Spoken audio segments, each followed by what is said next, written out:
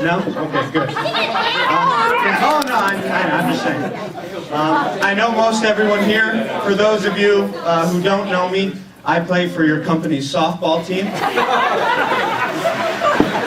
It's the Jeremy Show. And I'm sorry if I'm blocking everyone, but I got to stand here to click this button. I hope everyone enjoys this. It's probably not going to be as good as Heather's tribute to herself. But, I'll try to do what I can to entertain you. And as it turns out, it is actually a mix of all of the things that have been done. It's a poem. It is also a presentation. And I've always had a crush on Jamie. So where are you, Jamie? This is real. And by the way, for all the ladies out there, please, eyes up here. Thank you. Okay, I call this poem The Life and Times of Heather Waszak, Goldberg, Smith, Morell.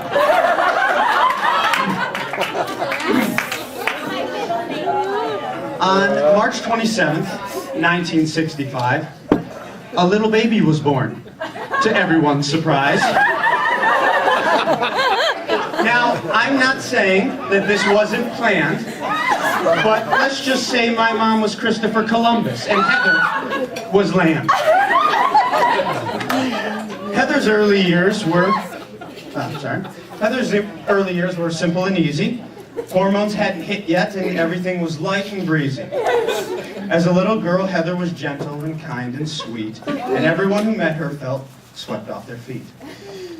Up until middle school, Heather's grades were second to none. But once puberty hit, those days were done.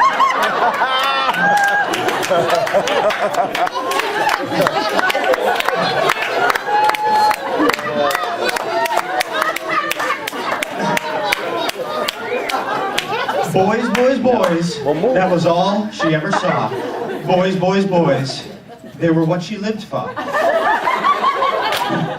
And boy, these boys were definitely in luck. Because all Heather ever wanted to do was hot.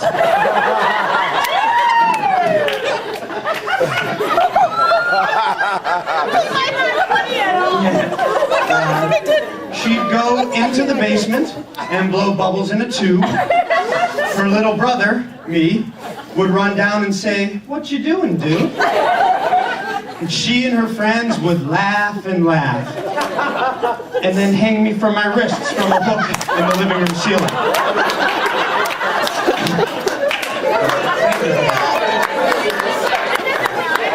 Yeah, I'm sorry it doesn't rhyme, but I'm really still pissed about that.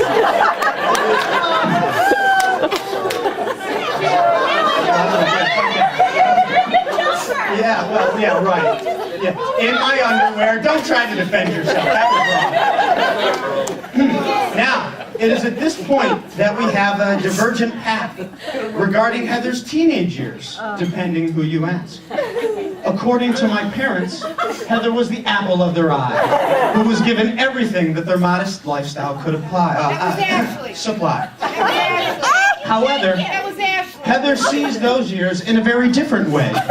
According to her, she worked in a coal mine 24 hours a day.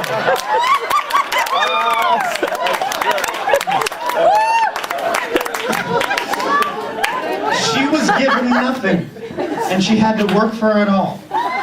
It was the youngest one, Ashley, who was the debutante of this fall.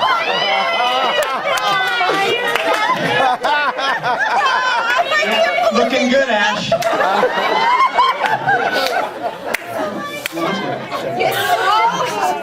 Ashley got everything. I got half. Heather got none.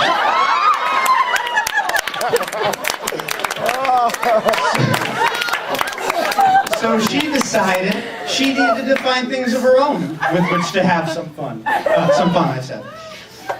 She thought getting into fights with Mom would be a hoot.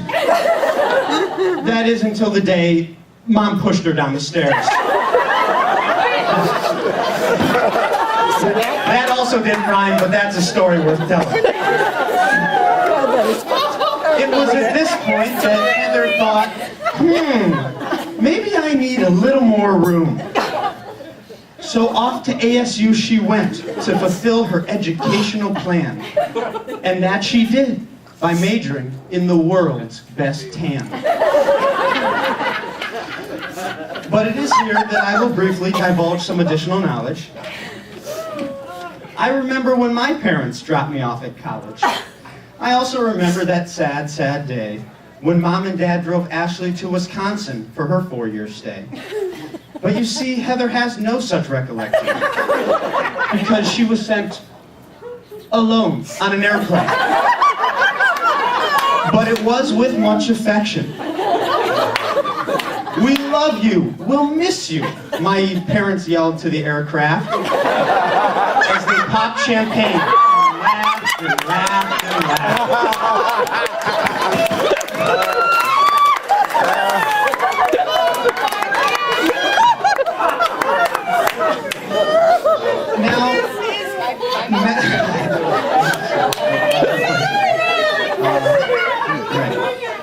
Remember, eyes up here. Thank you.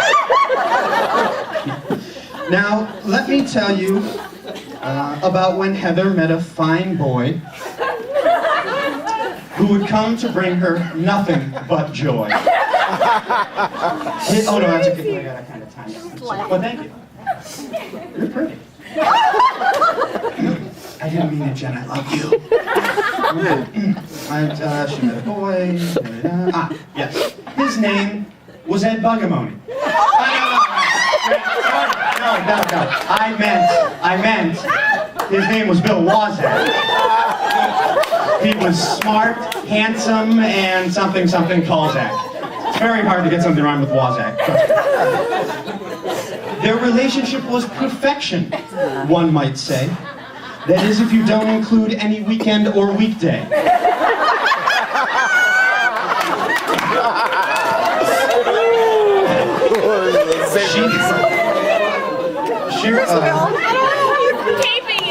She was in love with him, and he with her, but she had a calling that she had to go after. Oh, Hollywood. John Travolta, Kirstie Alley, Olivia Newton-John.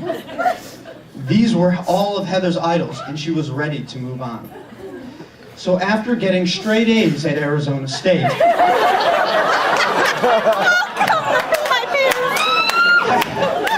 Heather's destiny drew her to a little town called L.A.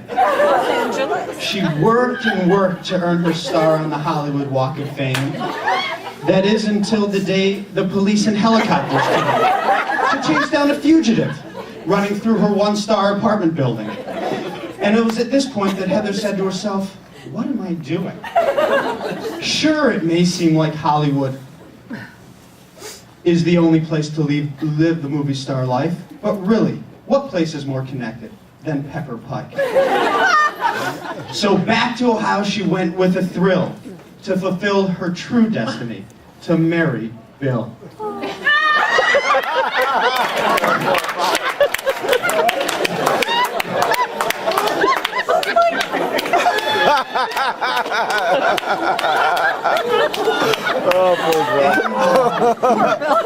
More to the story.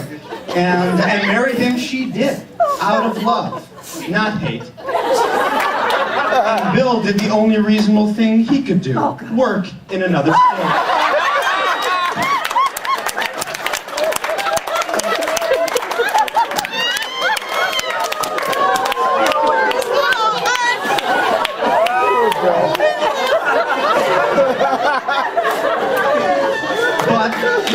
In the brief moments that they saw one another, they conceived 3 great gifts for their little brother, her little brother.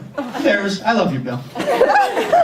Their names were Cassidy, Chandler, and Mallory. The 3 greatest treasures on earth for their uncle. That's me. So with 1 great husband and 3 perfect kids, the logical question to ask is how? Can Heather possibly top what she's accomplished up till now?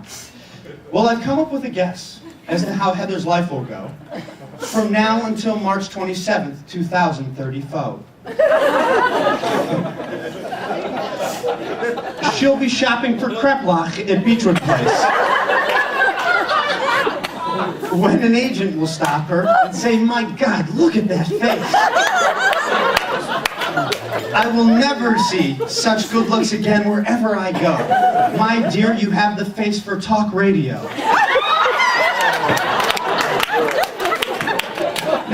No, what am I thinking? How could I have been so mean? Heather, your face belongs on the silver screen. Okay.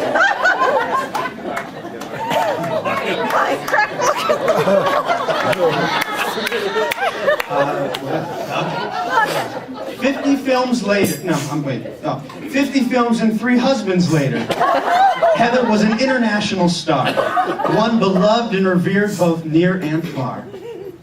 She easily got her star on that Walk of Fame.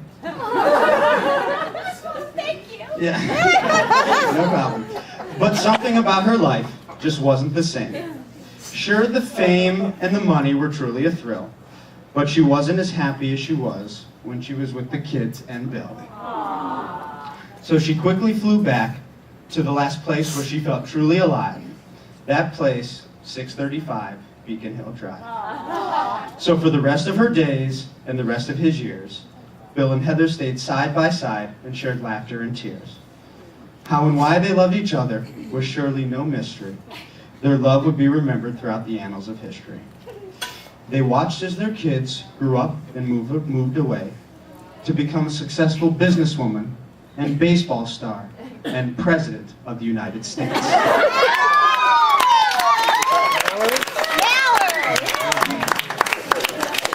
And all through those years, her siblings and parents were by her side, loving and supporting the queen of our pride. But they had always loved her, and she knew that now. Through all of the screaming, crying, and stare-pushing, she could see how. Screaming meant hello, and stare-pushing meant goodbye. And what does one do when they're at their absolute happiest? Of course, they cry.